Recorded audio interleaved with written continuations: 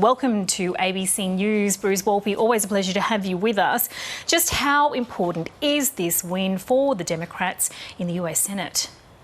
It's as significant as the Albanese government, and thank you so much, Miriam, for inviting me in. It's as significant as the Albanese government winning majority government in the May elections here, because a majority government means you have control over the Senate.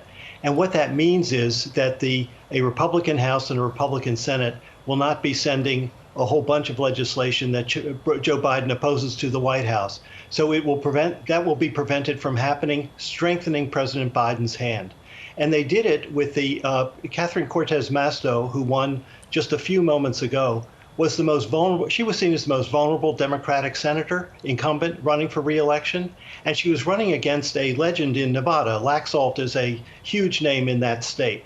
And she beat him. And what is really clear, if you look at the pattern of Senate elections in the midterms, is that Trump endorsed candidates did not do well. And that's the difference between winning and losing. And so this is a big issue as we get ready for Donald Trump making his announcement to run again for the presidency Wednesday, midday, our time.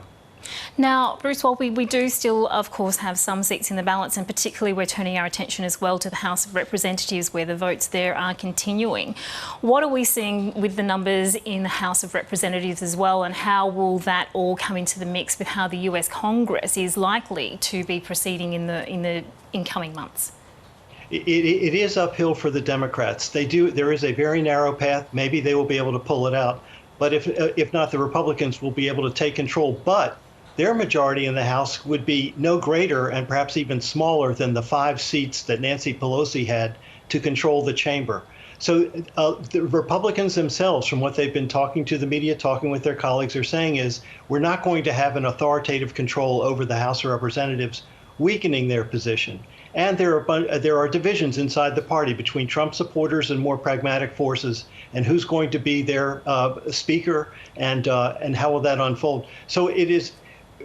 A week ago, the Republicans were sure that they would take the House with a very healthy margin between 15 and 30 seats, and that they would take the Senate as well, with their candidates romping. And as they sit today, it really is a major setback for their ambitions. And it means that they will not be able to be an effective counter to Joe Biden and his agenda and ability to set the agenda for the country.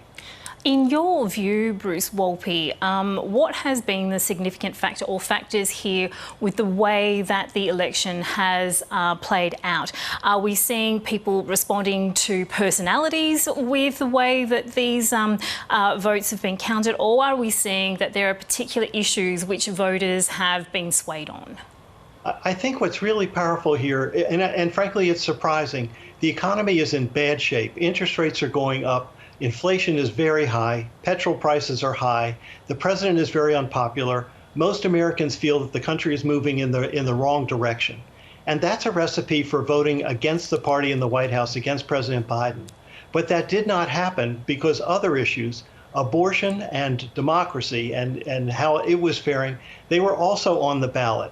And I think the key was that independent voters, the equivalent of the teal voters here in Australia, they made a decisive judgment that they did not want to go in an extremist position. So they're unhappy with the way the country is going, but they didn't want to entrust the country into the hands of Trump supporters. And I think that best explains what has happened with the Senate and the House elections so far. And Bruce Wolpe, how do you feel that people generally in the United States are responding to those claims of fraud, of elections being stolen? What do you see as being the pattern there with the way that voters have been responding to those sorts of claims? I think most voters are making a judgment that they've had enough of that it scares them. There was a candidate in Wisconsin running for governor, and he said, if you elect me, I will ensure that no Republican will be defeated in future elections. Well, guess what? That isn't how it works.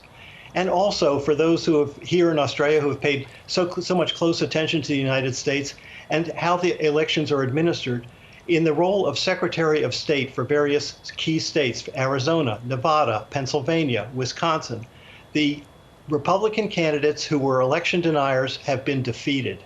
And so this is a vote for democracy and for the orderly process of counting and certifying the votes.